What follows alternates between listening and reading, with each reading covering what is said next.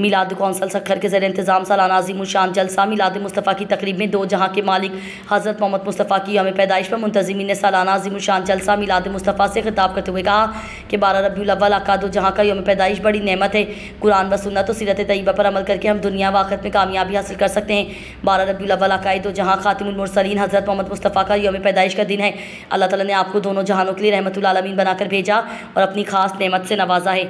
میلاد کونسل سکھر کے زیر انتظام سالانہ عظیم الشان جلسہ میلاد مصطفیٰ زیر صدارت منظور نظر مفتی اعظم مجاہد اہل سنت مشرف محمود قادری، زیر نگرانی حضرت علامہ مولانا حافظ محمد شہزاد قادری کے جناح چوک چلڈرن تفریحی پارک سکھر میں منعقد ہوا عظیم الشان جلسہ میلاد مصطفیٰ کے مہمان خاص جانشین مفتی اعظم استاذ العلماء حضرت علامہ مولانا مفتی محمد ابراہیم قادری تھے، جبکہ دیگر مہمان گرامی میں میئر سکھر ارسلان اسلام شیخ مولانا محمد عثمان فیضی پیر عطا الرحمن غیاث الدین قادری صاحبزادہ سید حامد محمود فیضی مولانا محمد نعمان خان قادری مولانا افضل حسینی ثاقب راجپوت اصلاح الدین شیخ مولانا عدنان مکتی مولانا عاطف حسین شاہ فہیم الدین شیخ مولانا احمد رضا مولانا عبدالرف اجمیری محمد رضوان قادری تھے۔ جلسہ میں شریک عاشقان رسول میں بذریعہ قرعہ اندازی انعامات بھی تقسیم کیے گئے، جبکہ جناح ویلفیئر ایسوسی ایشن کے صدر اصلاح الدین شیخ سکھر میلاد کونسل کے رہنماء و منتظمین نے مہمان گرامی و علماء کرام کو سندھ کا روایتی تحفہ اجرک پیش کیا۔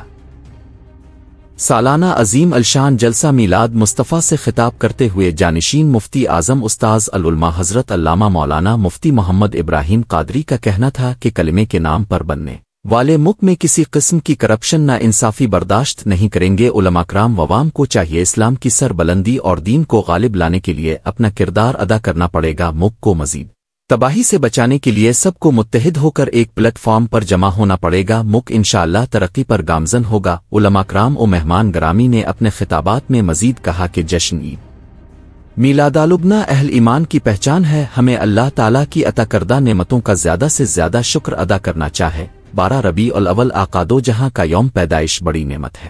قرآن و سنت اور سیرت طیبہ پر عمل کر کے ہم دنیا و آخرت میں کامیاب حاصل کر سکتے ہیں۔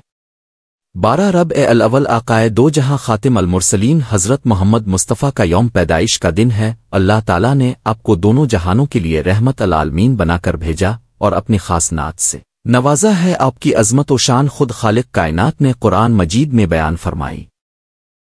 محسن انسانیت اپنے انسانوں کو اچھے اور برے کی پہچان عطا کی اور احترام انسانیت کا درس دے کر دنیا میں امن و سکون کے ساتھ رہنے کا درس دیا ہے۔ اختتام جلسہ شرکا عاشقان رسول کے لیے لنگر کا بھی اہتمام کیا گیا تھا۔